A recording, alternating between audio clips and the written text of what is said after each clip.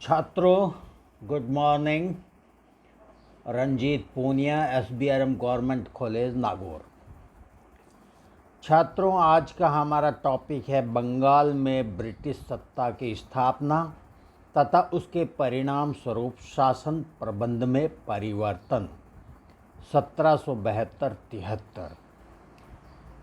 यानी बंगाल में ब्रिटिश सत्ता की स्थापना के बाद शासन के स्वरूप में, प्रबंध में क्या क्या परिवर्तन आए, इसके बारे में आज हम डिस्कस करेंगे, विचार विमर्श करेंगे। मेनली ये जो परिवर्तन आए ये गवर्नर वॉरेन हेस्टिंग्स के समय में आए, जिसने रेगुलेटिंग एक्ट पास किया। मुख्यतया आज हम रेगुलेटिंग एक्ट के बारे में ही पढ़ेंगे। तो छात्रों, बंगाल में ब्रिटिश सत्ता की स्थापना के बाद कंपनी के साम्राज्य में उत्तरोत्तर वृद्धि हुई, जो 1856 ईस्वी तक अपनी चरम स्थिति में पहुंच गया। कंपनी के बढ़ते हुए साम्राज्य से कंपनी को प्रशासनिक पुनर्गठन की आवश्यकता महसूस हुई। फलस्वरूप 1772 से 1856 तक समय समय पर अनेक अधिनियम पारित किए गए, जिनमें से एक है रेगुलेटिंग एक्ट 1772-73। जब 1772 ईस्वी में वॉरेन हेस्टिंग्स बंगाल का गवर्नर नियुक्त किया गया, तो हेस्टिंग्स के सामने क्लाइव द्वारा स्थापित द्वैध शासन के बुरे परिणाम आए। स्थिति यह थी कि कंपनी के अंग्रेज कर्मचारियों तथा भारतीय नायब दीवानों ने अत्याचारों द्वारा अपनी जेबें गर्म करके जनता का तीव्र शोषण किया था। कंपनी के संचालकों को जब इस बात की सूचना मिली तो 1771 में संचालक मंडल ने बंगाल काउंसिल के अध्यक्ष को निम्न आदेश दिए। ये थे, कंपनी स्वयं दीवानी का कार्य करे तथा राजस्व वसूली का कार्य कंपनी के कर्मचारियों द्वारा किया जाए। बी, नायब दीवान तथा उसके अधीन कार्य करने वाले समस्त कर्मचारियों को हटा दिया जाए। सी, दोनों नायब दीवानों को बंदी बनाकर उन पर मुकदमा चला जाए। वॉरेन हेस्टिंग्स ने इन आदेशों की अनुपालना में निम्न कार्य किए। पहला, द्वैध शासन का अंत किया। दूसरा, नायब दीवानों को पद से हटाकर उन पर मुकदमा चलाया गया। तीसरा, दीवानी के प्रबंध व न्याय का दायित्व कंपनी स्वयं ने ले लिया। कंपनी द्वारा दीवानी अधिकार अपने नियंत्रण में कर लेने के बावजूद कंपनी के कर्मचारियों ने अधिक से अधिक धन कमाना जारी रखा। दूसरी तरफ भारत में चल रहे लगातार युद्धों, कंपनी के प्रोप्राइटर्स के बढ़ते लाभांश और इंग्लैंड सरकार को प्रतिवर्ष 4 लाख पाउंड की राशि देने से कंपनी की आर्थिक स्थिति अत्यधिक दयनीय हो गई। विवश होकर कंपनी को 14 लाख पाउंड का ऋण इंग्लैंड सरकार से प्राप्त करने का आवेदन करना पड़ा। कंपनी के इस आवेदन पत्र पर विचार करने के लिए इंग्लैंड सरकार ने 2 समितियां गठित की। पहली सीक्रेट समिति, दूसरी सेलेक्ट समिति। इन समितियों के सुझाव के आधार पर सरकार ने 2 विधेयक पारित किए। प्रथम विधेयक, कंपनी को 14 लाख पाउंड का ऋण देने की व्यवस्था की गई। द्वितीय विधेयक, कंपनी पर कुछ सरकारी नियंत्रण रखने के लिए कंपनी की संचालक समिति तथा भारत में प्रशासन व्यवस्था को परिवर्तन करने की व्यवस्था की गई। इस द्वितीय विधेयक को ही रेगुलेटिंग एक्ट कहा जाता है, जिसे 1773 में पास किया और 1774 में लागू किया गया। अब छात्रों, हम देखेंगे रेगुलेटिंग एक्ट के उद्देश्य। इन उद्देश्य में प्रथम है कंपनी पर ब्रिटिश क्राउन सरकार का नियंत्रण व अधिकार स्थापित करना।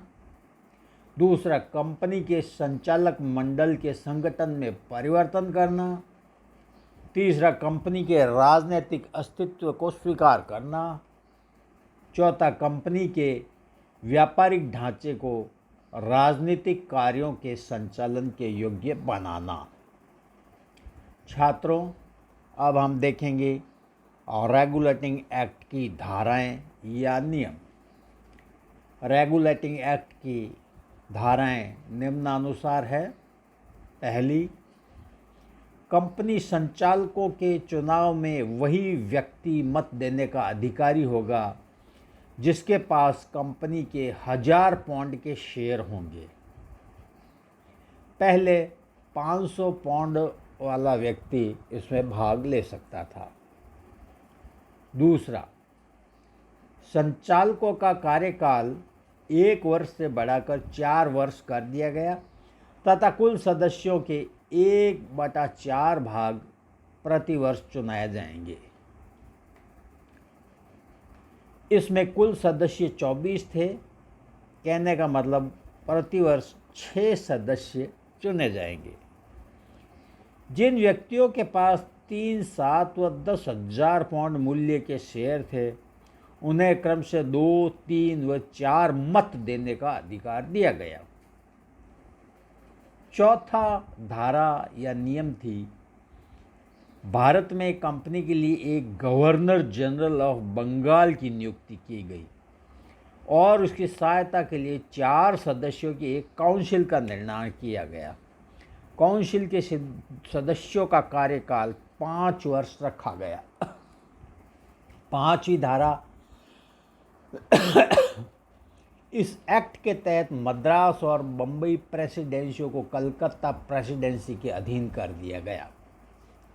छठा, इस एक्ट के तहत कलकत्ता में एक सुप्रीम कोर्ट की स्थापना की गई जिसमें एक मुख्य न्यायाधीश और 3 अपर न्यायाधीश एडिशनल न्यायाधीश नियुक्त किए गए।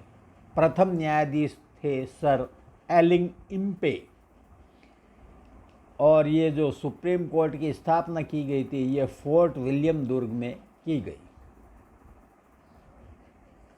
7वीं धारा, गवर्नर जनरल और उसकी काउंसिल को नियम बनाने एवं अध्यादेश जारी करने का अधिकार दिया गया, लेकिन इन्हें लागू करने से पहले सर्वोच्च न्यायालय द्वारा पंजीकृत करवाना आवश्यक रखा गया।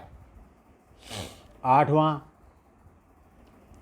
कंपनी के संचालकों व भारत में स्थित कंपनी के बीच जो भी पत्र व्यवहार होगा उसकी एक प्रति इंग्लैंड की सरकार को भेजने की व्यवस्था की गई। 9वां, कंपनी के कर्मचारियों द्वारा चलाया जाने वाला निजी व्यापार पूरी तरह से वर्जित कर दिया गया तथा ऐसा करना दंडनीय अपराध घोषित कर दिया गया। रेगुलेटिंग एक्ट के तहत राजस्व वसूली के लिए पहली बार कलेक्टर के पद का सृजन हुआ। छात्रों, अब हम देखेंगे रेगुलेटिंग एक्ट के दोष। 1246 हिस्सेदारों को मताधिकार से वंचित कर दिया गया। दूसरा, बड़े हिस्सेदारों को एक से अधिक मत का अधिकार देकर भ्रष्टाचार को प्रोत्साहित किया गया। गवर्नर जनरल ऑफ बंगाल को बम्बई व मद्रास प्रेसिडेंसी पर पर्याप्त नियंत्रण नहीं दिया गया। चौथा, इस अधिनियम द्वारा स्थापित सर्वोच्च न्यायालय तथा बंगाल काउंसिल में से सर्वोच्च कौन है इसकी व्याख्या नहीं की गई। 5वां, सर्वोच्च न्यायालय के क्षेत्राधिकार को निश्चित नहीं किया गया जिससे प्रांतीय न्यायालय व सर्वोच्च न्यायालय के मध्य विवाद उत्पन्न हो गए। 6, कंपनी के मामलों में संसद का पर्याप्त नियंत्रण नहीं रखा गया। कंपनी को अपने कार्यों की रिपोर्ट इंग्लैंड सरकार को जरूर भेजनी पड़ती थी, लेकिन रिपोर्ट की जांच के लिए सरकारी प्रबंध नहीं किया गया। 7वां, इस अधिनियम में यह स्पष्ट नहीं किया गया कि कौन से कानून से न्याय किया जाएगा, भारतीय या अंग्रेजी। अब छात्रों हम देखेंगे रेगुलेटिंग एक्ट के दोष। पहली बार कंपनी के स्वेच्छाचारी शासन के स्थान पर लिखित संविधान तैयार किया गया। दूसरा, संचालकों के कार्यकाल में वृद्धि करने से उन्हें अधिक सुरक्षा प्राप्त हो गई और अब वह अपनी नीतियों को सही ढंग से क्रियान्वित कर सकते थे। कंपनी पर संसद के नियंत्रण की प्रक्रिया प्रारंभ हो गई। कंपनी एक व्यापारिक संस्था से राजनीतिक संस्था बन गई। पहली बार एक यूरोपियन सरकार ने यूरोप के बाहर के भूक्षेत्र पर शासन का दायित्व स्वयं ग्रहण किया। छठा, कंपनी कर्मचारियों के भ्रष्टाचार, निजी व्यापार आदि पर रोक लगा दी गई। सातवां, पहली बार भारत के प्रशासनिक ढांचे का केंद्रीकरण करने का प्रयास किया गया। रेगुलेटिंग एक्ट की त्रुटियों को समाप्त करने के लिए 1781 में एक्ट ऑफ सेटलमेंट पारित किया गया। तो छात्रों, ये था रेगुलेटिंग एक्ट, जिसे बंगाल में ब्रिटिश सत्ता की स्थापना के बाद शासन प्रशासन में परिवर्तन के लिए लागू किया गया था। छात्रों, आज का वीडियो आपको अच्छा लगा हो तो इसे लाइक, सब्सक्राइब और शेयर करें। Thank you.